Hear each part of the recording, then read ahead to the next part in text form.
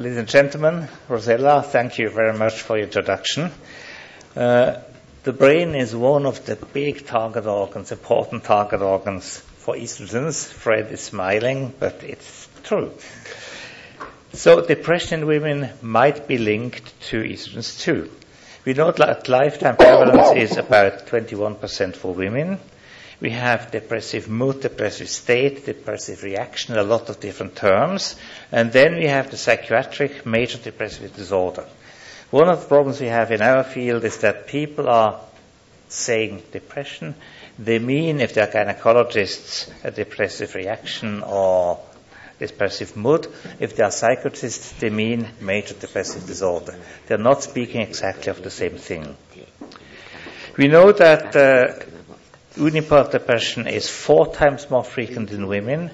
A first depressive episode, bipolar 1, twice as frequent in women. And the first episode of bipolar 2, it has the same incidence, females and women. So if you take the average, the global proportion is by 2 to 1.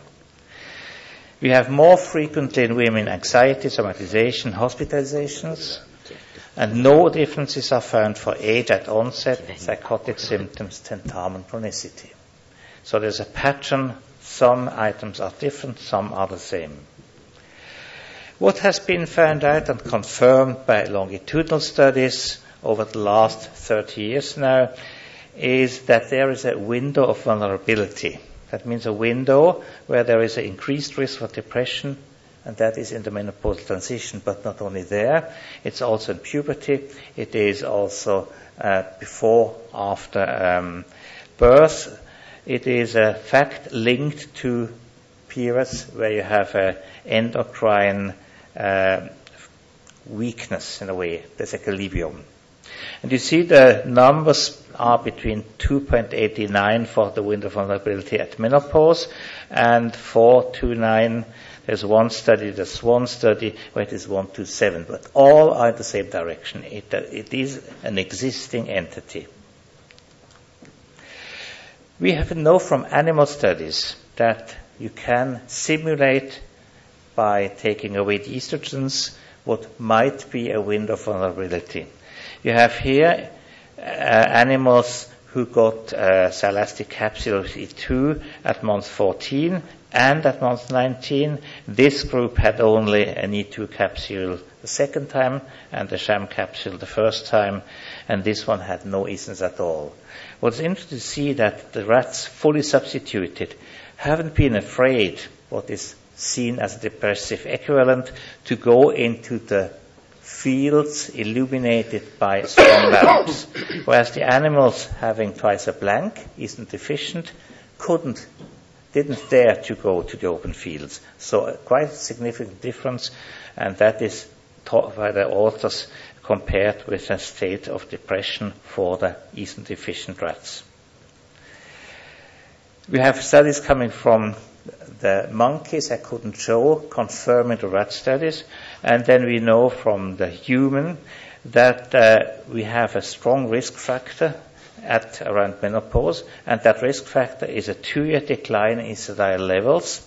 And that has been shown to be the strongest risk factor for depressive symptoms from all factors studied in this population. So that has been confirmed by the Australian study. So I think this window of vulnerability is a reality. Another confirmation comes from studies looking at bilateral oophorectomy. If you take the group who had a substitute oophorectomy and no substitution, and the reference group with normal estradiol levels, you see that depression has been much more frequent in the women without endogenous estradiol. And the same for anxiety. Anxiety was significantly more important in women without endogenous E2 secreted by the ovaries than in the control group.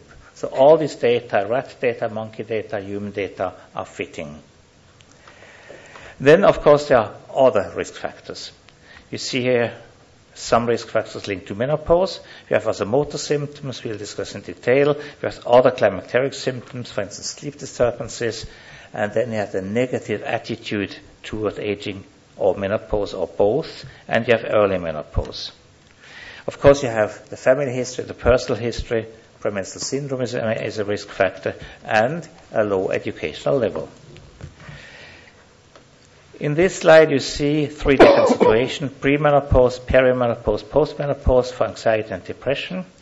The column in white are women without hot flushes. The black women are women with hot flushes. You see for anxiety and depression, the risk to become anxious or to become depressive is significantly higher if you have hot flushes compared to women of the same age, same endocrine situation without hot flushes. And that is another way to look at it. If you look at depressive women, they have more climaterial symptoms. In green, you see the non-depressive women. In red, depressive women. And you will have to take here hot flushes, night sweating, trouble sleeping, mood swings, memory problems. Always women being depressed have a higher incidence of this symptom. And then we have risk factors not directly linked to hormonal events at all, like stressful life events, death in the near family, unhealthy lifestyle, violation or rape, marital partnership concerns, and unemployment or the empty nest. Empty nest has been discussed in the last years. The Australian declared 20 years ago that if the children leave the parents become depressed. We are not so sure about it today. Now, let us pass to the clinical data. What is the effect of estrogens on depression? That has been already 16 years since this group published the interesting study. They had a look at women being substituted, comparing these women with never users of estrogens. And the women, current users having estrogens currently, are much less frequently depressed than the women being never users. So you have again the same relation seen by the other side. Then we have, of course, John Studd. I cannot miss to cite him, who put implants to his patients, and he found a positive effect on depression. We did a study with transdermal estradiol in a much more physiological dosage than John Studd did. We used a patch having 100 micrograms of estradiol and a progestogen. And you see here the situation before the study has been started, here during the study, up to the end of the study, and all these values with the estrogen treatment showed a significant decrease of this symptom. I feel miserable and sad. And the same for symptom of anxiety. I get very frightened for apparently no reason at all. All the women declared with the treatment that they suffer less from these symptoms. So transdermally it works too at a more or less physiological level. And then we have old data being highly interesting, the Hearst trial data. You see in the upper level women having hot flushes, and here you see women without hot flushes. What has been the outcome? The women with hot flushes didn't react to oral substitution. That was a Premarin 0.625. But women with hot flushes diminished significantly their depression. So vasomotor symptoms have a double effect. You have more symptoms, and treatment is less effective. Then we know that or we can conclude from these data that the presence or absence of vasomotor symptoms is essential for the effect of estrogens on depression. What we know too from older studies, I didn't find any new data, is that androgens are effective too. Here you have a group of women treated by androgens from the study from Sherwin. Here the combination of androgens, estrogens alone, and the placebo. And you see that the androgen group is the most efficient group in this whole series. So androgens are more efficient than estrogens. A combination is in between.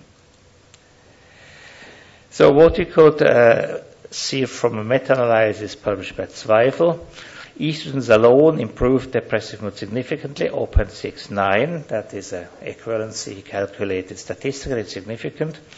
If you give progesterone, it is less effective than estradiol. And if you add androgens to the same amount of estradiol, you have a double effect. So the confirmation of what Barbara Sherwin has shown some years earlier. And then a study confirming that MPA is really not a good drug. If you add MPA to estrogens, you neutralize the effect, the positive effect of estradiol.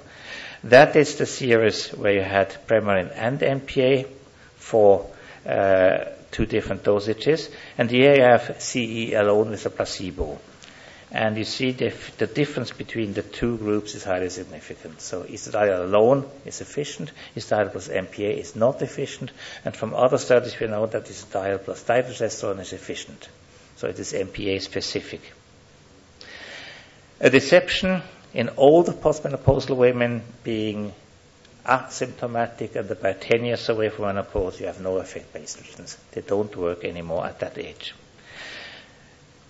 And a positive finding that was unexpected at the beginning, if you have a group of women treated by fluoxetine, 20 micrograms per day, and you add estrogens, again, a CEA 0.625, then you have a higher effect than if you give one of the 2 possibilities alone. And that is interesting because they are connected by acting on the same mechanisms intracerebrally on the serotonergic and adrenergic neurons. But again, if you go up in the age, you lose this potentiation of the effect. So we come to the conclusions. Women in the menopausal transition are at increased risk of major depressive disorder and simple depressive reactions, particularly women suffering from vasomotor symptoms. Routine screening for the major depressive disorder and mood changes in this at high-risk population is crucial for effective treatment. I think that is not done enough, because if you don't use the Beck scale on a specific cell, you will miss several of these patients. Mental disorders such as affective and anxiety disorders and mood changes may be caused by sex hormone deficiency.